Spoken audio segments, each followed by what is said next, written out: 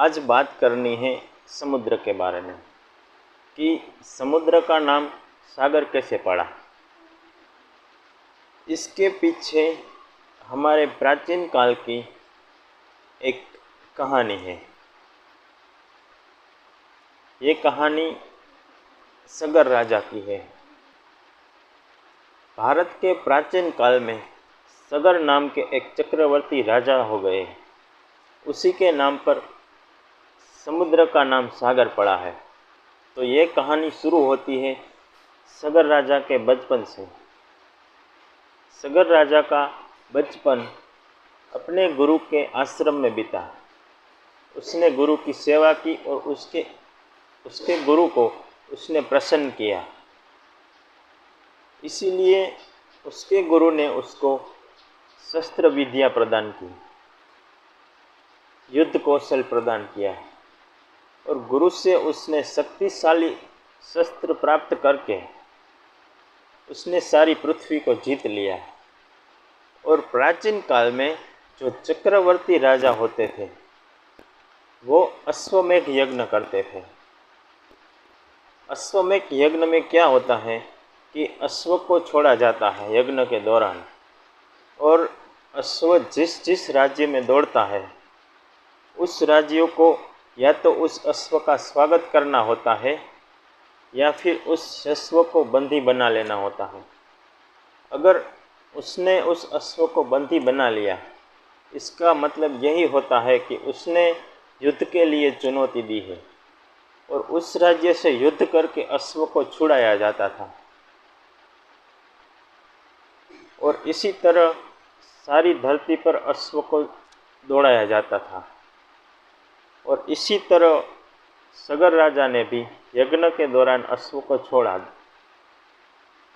ये अश्व दौड़ते दौड़ते समुद्र तक पहुंचा और सगर राजा के अपने इस पराक्रम से इंद्र को भय हो गया।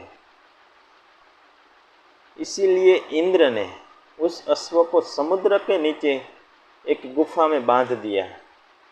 उस गुफा में महर्षि कपिल, जो कि नारायण के अंश अवतार माने जाते हैं, वो तपस्या कर रहे थे।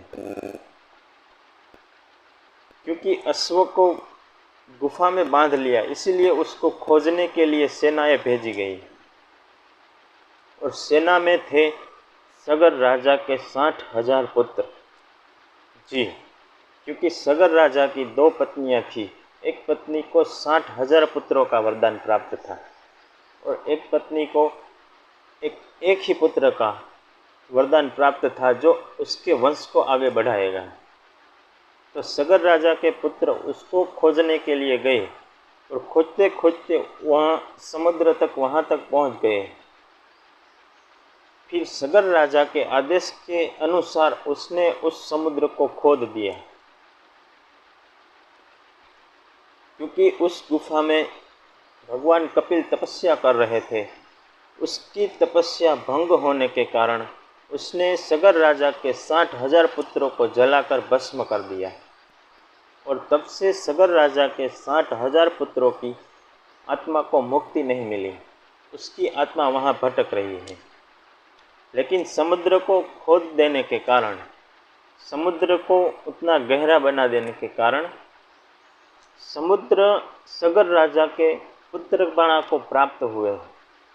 इसीलिए समुद्र का नाम तब से सागर हुआ और सगर राजा के नाम के ऊपर से उस समुद्र को दुनिया में सागर के नाम से ख्याति मिली। और धीरे धीरे समय के चलते दुनिया के हर समुद्र को सागर या महासागर कहा जाने लगा और इसी तरह समुद्र सागर बना। लेकिन कहानी यहाँ तक समाप्त नहीं होती, क्योंकि सगर राजा के 60,000 पुत्रों को मुक्ति कैसे मिली। क्योंकि ये कहानी गंगा के धरती ऊपर जो अवतरण हुआ उसी कहानी से जुड़ी हुई है। इसीलिए अगले वीडियो में कहानी को यहीं से शुरू कर गंगा को धरती पर ले आएंगे। आज के इस वीडियो में इतना ही।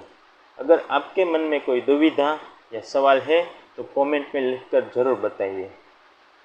प्रणाम। ओम नमः शिवाय।